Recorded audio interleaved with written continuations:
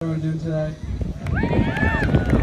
I just want to start by saying congratulations, class of 2017. We made it. I couldn't be more proud of ending my high school career with such an outstanding group of classmates. For those of you who don't know me, my name is Cameron Blanks. If you're a senior and that name doesn't seem familiar, well, that means you didn't know me. So I'm a little offended, but it's okay. I've had the honor of serving as the class president for the class of 2017 for the last 4 years, and I'm lucky enough to be recognized tonight as the class salutatorian. First and foremost, I would like to thank the administration, teachers, custodial and cafeteria staff, and the rest of the faculty at SHS. The work day in and day out they put in to ensure students are safe, engaged, and invested in their learning is key. Often their efforts behind the scenes go unnoticed, yet these efforts are the most important. So on behalf of the entire class, thank you. Next, I'd like to give a special shout out to the class of 2017 student government. They deserve recognition, as without them, events such as prom and our seniors week events wouldn't be possible. Specifically, I would like to thank Vice President Maeve Catelli, Treasurer Lily Ryan, and Secretary Julia Cuneo, who recently ended the debate over who does more work for student government by beating me in a busy bee jumper bouncy house obstacle course race. I'm not saying that's an advertisement for busy bee jumper, but if they'll pay me, then I'll keep doing this all night. So I also want to express my gratitude for Miss Lesniak and Mr. Massoff. Those are our class advisors, and they've been they've been instrumental in my personal growth as a leader and as a young adult, but I would say with everyone in student government, and hopefully everyone in the class. On a personal note, I want to give a huge thank you to George Maloof and Alex Kenny, who ran my entire re-election campaign sophomore year, and so I promised to mention them in the speech. I would also like to thank the parents and loved ones of the class of 2017. Your support, guidance, and optimism has alleviated some of the struggles that can make high school so difficult. Finally, I'd like to share my appreciation for my classmates. You have made high school a blast for me, and it has been a true pleasure to be your president.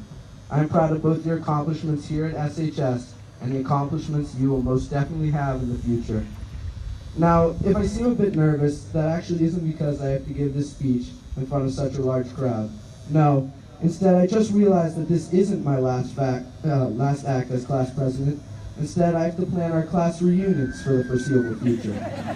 I was going to use this moment to announce my resignation, but that wasn't approved by Mr. Wargo, so I guess we'll be seeing each other every honestly, more like 10 to 15 years, guys. Before we move on, I have to admit one thing about myself. I'm a procrastinator.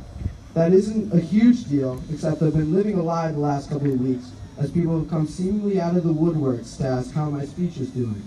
I've just been smiling and saying, oh, that old thing? It's been done for days now. In reality, I finished this morning. Scratch that. In reality, I started this morning.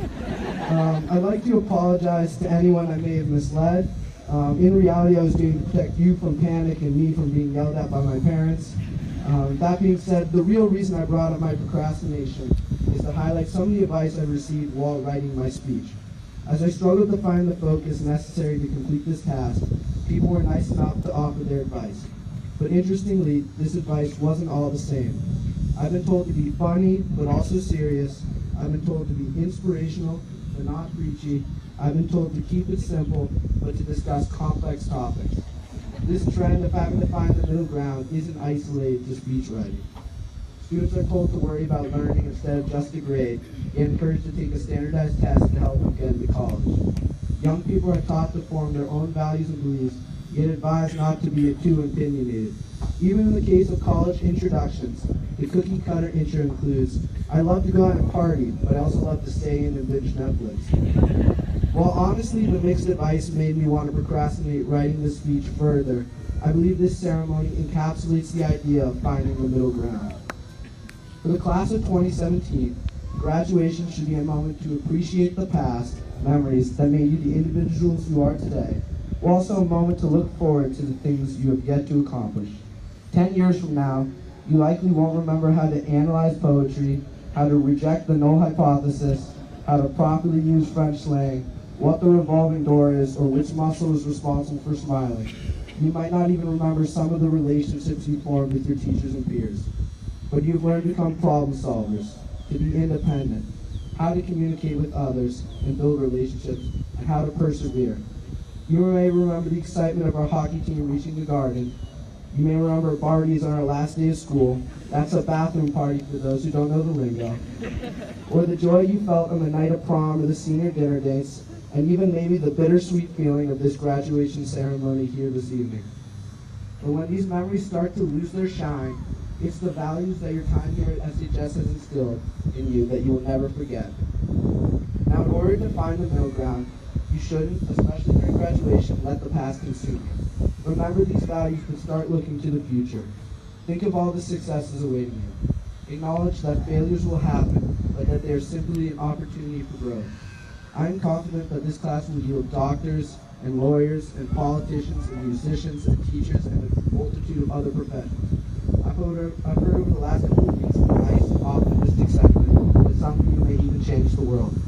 That being said, don't let that add any pressure to your future endeavors. Do what makes you happy. For the parents and guardians, the idea of finding the middle ground still rings true on this evening.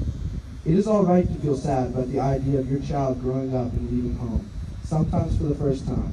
You should also find joy, though, in knowing you have done all you can to prepare this group of young adults for the lives that lie before them.